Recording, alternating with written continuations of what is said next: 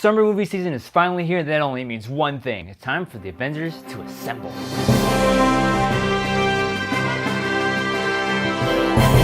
So, Avengers Age of Ultron is the highly anticipated sequel to Marvel's Avengers and is the last movie of Marvel's Phase 2. Is this movie really good? Yes, it is. I had so much fun in this movie, and it's everything that you want from a summer spectacle. If you're a fan of Marvel movies or just a comic book fan in general, there are going to be plenty of moments where you just totally geek out. Based on the trailers going in, you're kind of expecting this like Empire Strikes Back type of gritty, like darker tone, and it does have that, but don't be mistaken, this is a Marvel movie. So Bruce Banner and Tony Stark accidentally create this artificial intelligence that ends up being Ultron. And Tony Stark wanted to create an AI that's supposed to protect the world from threats that the Avengers aren't really well equipped for. But when Ultron gets born, he sort of has this different mindset of how peace is supposed to be kept. And then we get the movie of the Avengers banding together to stop Ultron. Like in any superhero movie, it's only going to be as good as the villain, and aside from Loki, the bad guys in the past Marvel movies haven't been stepping up to the bar, but Ultron really does step up. James Spader as Ultron is really good in this film. He's very like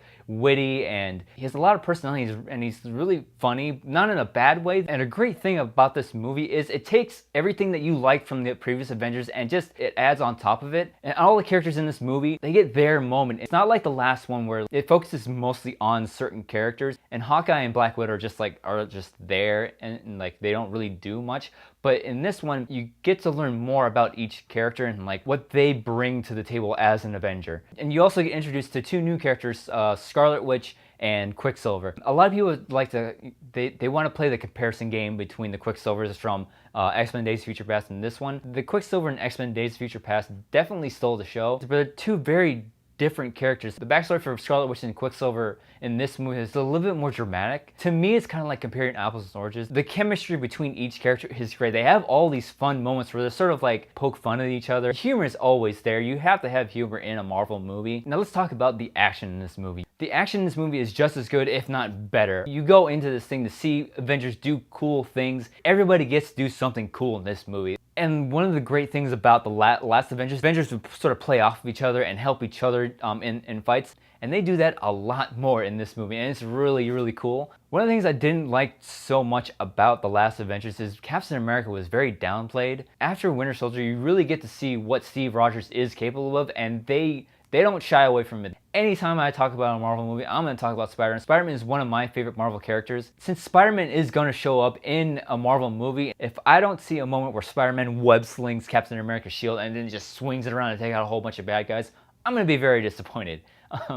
There were two really big things about this movie that stood out to me. The first one was how much attention Hawkeye got. I think Archie is really cool, and I thought he was a really cool character in the last one, but you didn't get to see a lot of him in the last one. But in this one, you get to see more about his character and like where he thinks he fits into the Avengers, and sometimes poke fun of his character. The second thing that I really liked in this movie was the Vision. It's really great to see the voice of Jarvis get his time in the spotlight and actually get seen on camera. And the Vision has his moment. He has a lot of great moments, but there is really one great moment. I don't want to spoil it. And if you've seen the movie, you know what I'm talking about, where that moment where everybody in the theater and like everybody on screen is just like, for as much fun as I had with this movie, it isn't without its flaws. It felt like there's a whole lot of stuff missing from the movie because when Ultron gets introduced, it's just boom, there's Ultron. Not that the character of Ultron isn't awesome. I think it would have added a little bit more to it if you would have saw more of a progression, because Ultron gets created and then he's on screen in his like Ultron Prime form, and it's just like, whoa. Did I fall asleep or something? What happened? From what I hear, like the original cut of this movie was like 3 hours long, and I bet they had to just cut out all that exposition for Ultron to cut it down under 3 hours. But hopefully when this gets released out on Blu-ray, we'll have an extended cut.